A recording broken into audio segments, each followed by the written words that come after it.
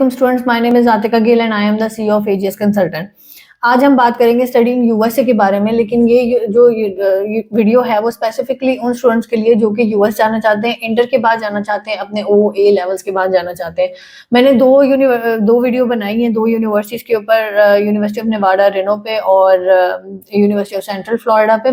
Nevada Reno है लेकिन वो है फॉल 2025 के लिए, और जो UCF थी यूनिवर्सिटी ऑफ सेंट्रल फ्लोरिडा ये थी समर 2025 के लिए। लेकिन अब जो ये वाली वीडियो और फिर एक और वीडियो है जिसमें आप देख सकते हैं कि प्रोसेस है और एक गाइडलाइन है कि एक्सपेंसेस की गाइडलाइन है, उसमें मैंने ऑप्शन कोई नहीं डिस्कस किया। ये वाली वीडियो में मैं आपके साथ समर 2025 अंडरग्रेड के स्टूडेंट के लिए ऑप्शंस डिस्कस करने लगी हूँ।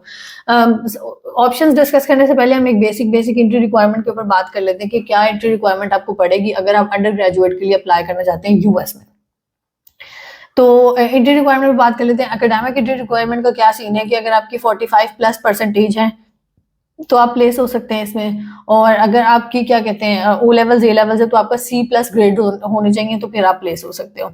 अगर आपकी 65% प्लस हो जाएगी तो वो आपको फिर डायरेक्ट एंट्री मिल जाती है, और अगर आपकी इससे कम है तो आपको पाथवे के थ्रू जाना पड़ता है। डिफरेंस इतना कोई नहीं होता, मतलब कि अगर आपका 3 सेमेस्टर पाथवे मतलब आपकी प्रोफाइल बिल्कुल ही लो है तो फिर आपको 3 सेमेस्टर पाथवे लगता है, वो एक डिफरेंट सिनेरियो है, उसमें डिफरेंट फीस फॉल करती है। लेकिन अंडर ग्रेजुएट जो डायरेक्ट एंट्री है, और अगर हम बात कर लेते हैं आपकी 2 सेमेस्टर पाथवे की, तो वो इतना डिफरेंस नहीं आता।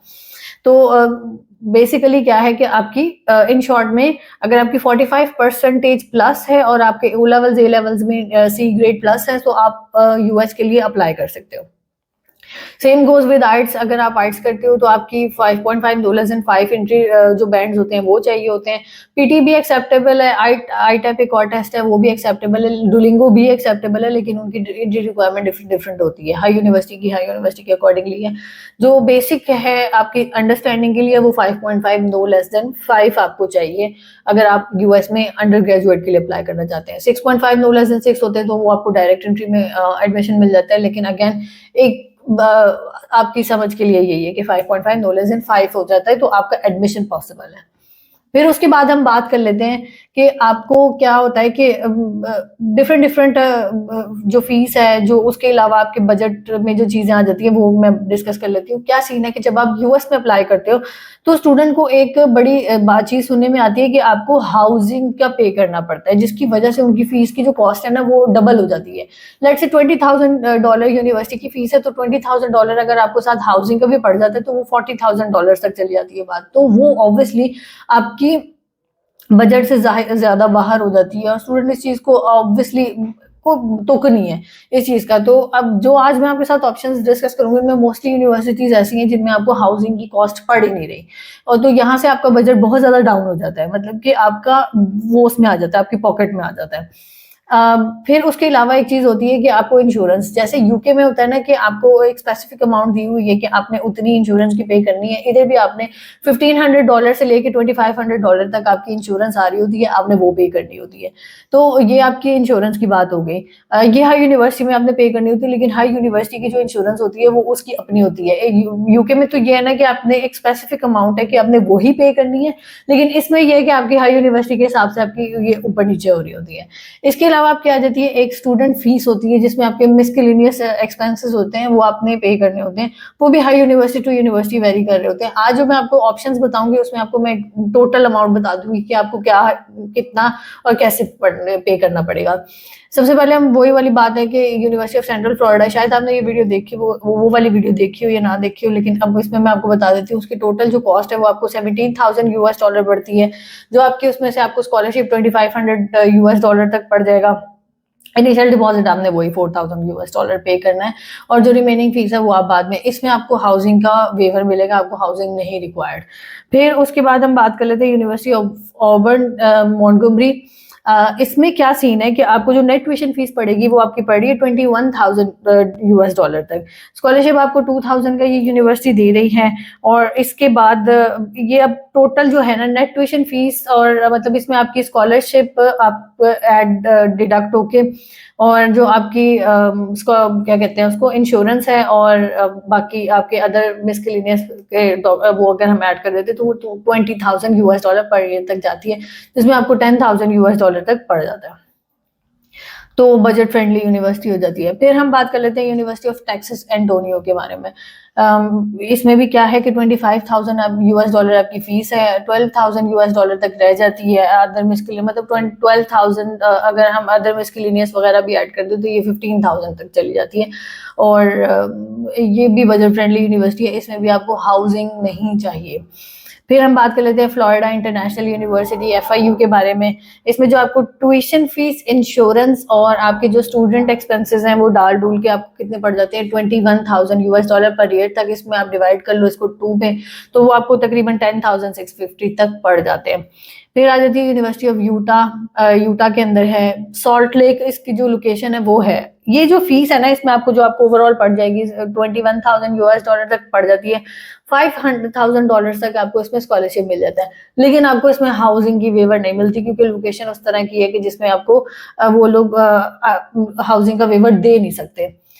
अब अगर हम बात करते हैं 10,000 12,000 यूएस डॉलर तक अगर आपको एक्सपेंस पड़ रहा है, जिसमें से आपने कुछ यूनिवर्सिटीज तो ऐसी है ना, जैसे मैंने आपको बताया है फ्लोरिडा है, FIU है, ऑबर्न मॉन्टगोमरी है। अब अगर जो ये वाली यूनिवर्सिटीज है, इसमें आपका जो बजट है वो 8,000 9,000 10,000 इतने तक पड़ रहा है।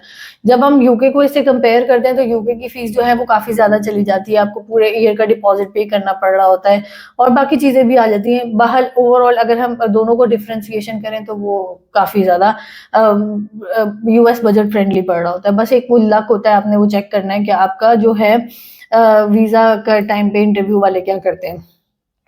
अब ये सारा जो है ये समर 2025 के लिए। एप्लीकेशन के टाइम पे मैं यही रिकमेंड करूंगी कि आपके पास आपका आइट्स होना चाहिए।